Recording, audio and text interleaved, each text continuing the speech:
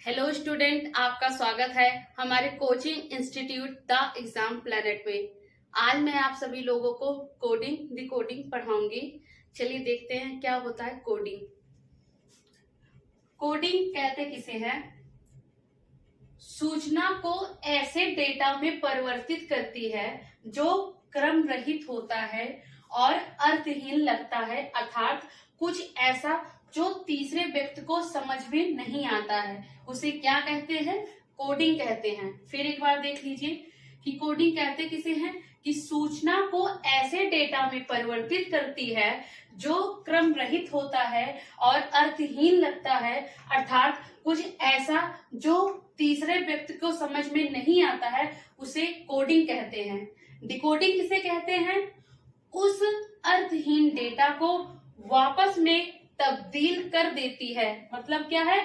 उस अर्थहीन डेटा को वापस से बदल देती है और मतलब तब्दील कर देती है और उसमें से जानकारी प्राप्त करती है। उसे हम क्या कहते हैं? डिकोडिंग। क्या कहते हैं? डिकोडिंग। डिकोडिंग किसे कहते हैं? उस अर्थहीन डेटा को वापस में तब्दील कर देती है और उसमें से जानकारी प्राप्त करती है, उसे हम डिकोडिंग कहते हैं। आपको कोडिंग डिकोडिंग समझ में आ चुकी है। चलिए देखते हैं इसके प्रकार कितने होते हैं। टाइप्स ऑफ कोडिंग क्या है? Types of coding. कोडिंग कितने प्रकार की होती है? चलिए देखते हैं कि कोडिंग किस किस प्रकार की होती है। एक होता है लेटर कोडिंग, दूसरा होता है नंबर कोडिंग, तीसरा होता है रिप्लेसमेंट कोडिंग। लेटर कोडिंग को हम डायरेक्ट कोडिंग भी कहते हैं। क्या? लेटर कोडिंग को डायरेक्ट कोडिंग कहते हैं। चलिए देखते हैं सबसे पहला पैटर्न क्या है आपका? Vertical coding. क्या है? Vertical coding. वर्टिकल कोडिंग कैसे होती है? ऐसे पैरेलल होती है, जैसे 1 है, 2 है, 3 है, 4 है, 5 है। ठीक है ना? यहाँ क्या है? 1 है, 2 है, 3 है, 4 है और क्या है? 5 है। यहाँ पर वर्टिकल कोडिंग है, मतलब पैरेलल, मतलब लंबवत है। लंबवत मतलब 1 का 1 होगा, 2 का 2 होगा, 3 का 3 होगा, 4 का 4 होगा और 5 का 5 होगा। अब चलिए देखते हैं एग्जाम्पल क्या है इसका। अब एग्जाम्पल है जैसे B है, L है, A है, C है, K है। अब यहाँ पे हमको वर्टिकल कोडिंग करनी है। वर्टिकल मतलब क्या होता है? लंबवत होता है।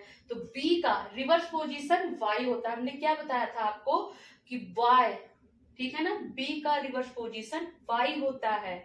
L का रिवर्स पोजीशन O यानी लोड। L का रिवर्स पोजीशन O।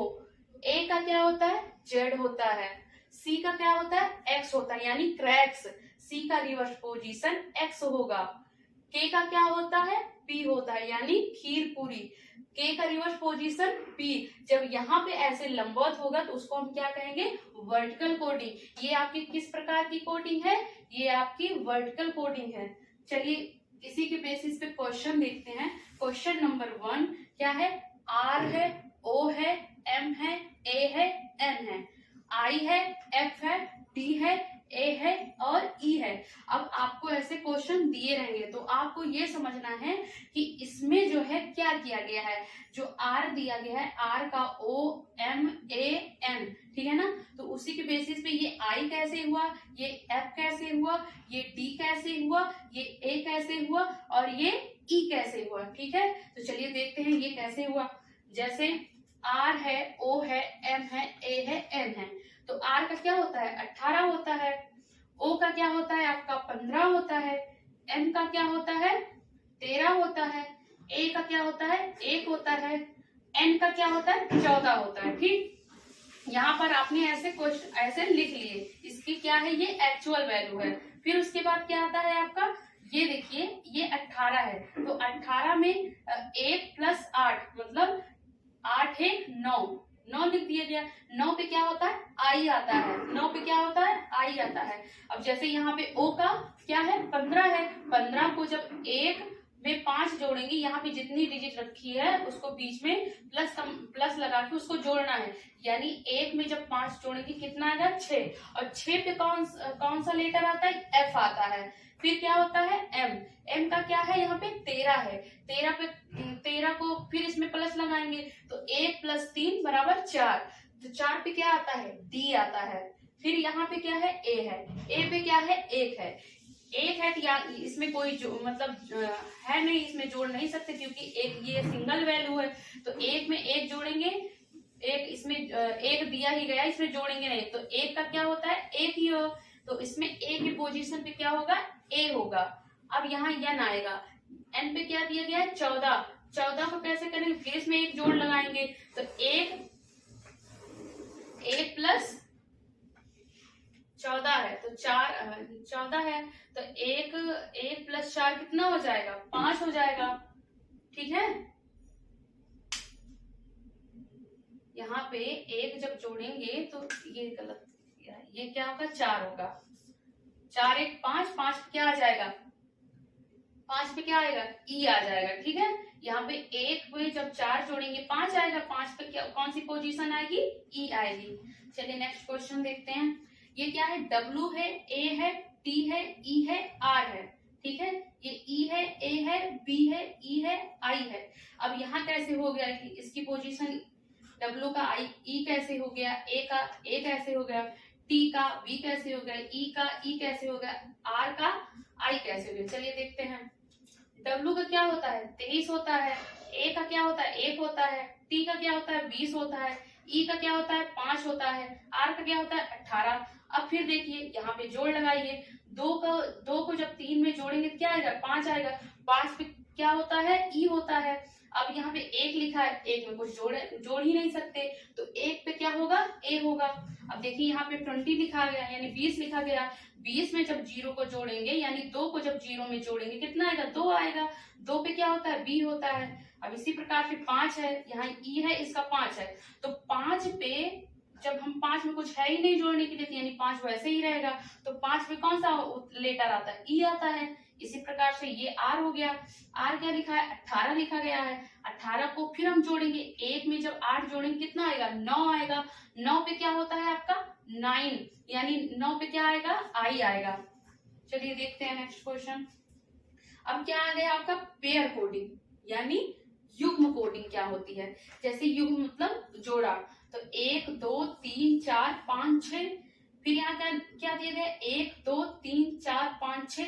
अब यहाँ 1 का क्या हो गया, 2 हो गया। 2 का क्या होता है, 1 होता है। 3 का क्या हो गया, 4 हो गया। 4 का क्या हो गया, 3 हो गया। 5 का क्या हो गया, 6 हो गया। 6 का क्या हो गया, 5 हो गया।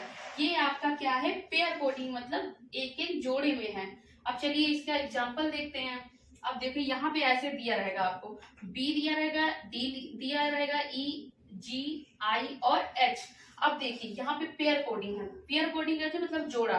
तो बी का यहाँ पे क्या हो गया, सी हो गया। डी का क्या हो गया, ई, मतलब एक एक बढ़ाना है आपको। ई का क्या हो गया, एफ हो गया। जी का क्या हो गया, एच, यानी जी के बाद क्या आता है, एच आता है। ई के बाद क्या आता है, एफ आता है।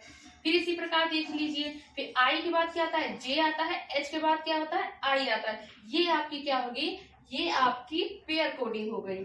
ठीक है, चलिए नेक्स्ट क्वेश्चन देखते हैं। देखिए क्या है, सी है, एच है, यू है, आर है, सी है, एच है। अब देखिए सी का एस कैसे हो गया, एच का एक्स कैसे हो गया, यू का आई कैसे हो गया, आर का एफ कैसे हो गया, सी का एस कैसे हो गया और एच का एक्स कैसे हो गया। चलिए देखते हैं क्या है। अब यहाँ पे देखिए ऐसे आप लिख लिए, ठीक है। आपको पैटर्न चेक करना है कि कौन सा पैटर्न है। यहाँ पे आपका क्या है, ये आपका पेयर कोडिंग है। कैसे, देखिए एच का क्या हो गया, एस हो गया, यानी हाई स्कूल, यानी रिवर्स पोजीशन दिया गया है। और क्या दिया गया है, पेयर कोडिंग दिया गया है।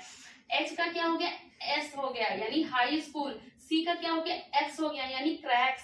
सी का रिवर्स पोजीशन एक्स होता है। अब यहाँ देख लीजिए, यू का एफ हो गया, यानी फुल। यू का एफ हो गया, यानी यू की रिवर्स पोजीशन एफ होगी। आर की रिवर्स पोजीशन आई, यानी इंडियन रेलवे। आई की रिवर्स पोजीशन आर होगी। फिर देख लीजिए यहाँ पे सी है, सी की रिवर्स पोजीशन क्या होगी, एक्स होगी, यानी क्रैक्स। फिर क्या होगा, एच है, एच का एस हो गया, यानी हाई स्कूल। ये आपकी क्या होगी, ये यहाँ पे आपकी रिवर्स पोजीशन दी गई है। और कैसे दी गई है, पेयर कोडिंग। किस कोडिंग में दिया गया है, पेयर कोडिंग में। चलिए देखते हैं नेक्स्ट क्वेश्चन। अब MANDIR, ZNWMIR। अब देखिए M का Z कैसे हो गया, A का N कैसे हो गया, N का W कैसे हो गया, D का M कैसे हो गया, I का I कैसे हो गया, R का R कैसे हो गया। चलिए देखते हैं इसमें कौन सा पैटर्न लगा है। इसमें क्या लगा है, इसमें कौन सा पैटर्न लगा है, इसमें भी क्या कौन सा पैटर्न लगा है, इसमें आपका क्या लगा है, ये है क्रॉस वाला यानी पेयर कोडिंग, यानी दो दो का जोड़ा। M का क्या होगा, N हो गया, A का क्या हो गया, Z हो गया, N का क्या हो गया, M हो गया, D का क्या हो गया, W। जैसे यहाँ पे हमने बताया था M का N यानी मैन, M का रिवर्स पोजीशन N होगा, A का रिवर्स पोजीशन Z होगा, N का क्या होगा, M हो गया, मैन यानी N का रिवर्स पोजीशन M, D का रिवर्स पोजीशन क्या होगा, W यानी ड्यू, और फिर I का पोजीशन R होगा यानी इंडियन रेलवे, फिर R का रिवर्स पोजीशन I, फिर इंडियन रेलवे। ठीक है ना, ये आपकी क्या होगी, ये आपकी पेयर कोडिंग हो गई। अभी और भी सारे क्वेश्चन हैं, वो आपको मैं नेक्स्ट क्लास में बताऊंगी।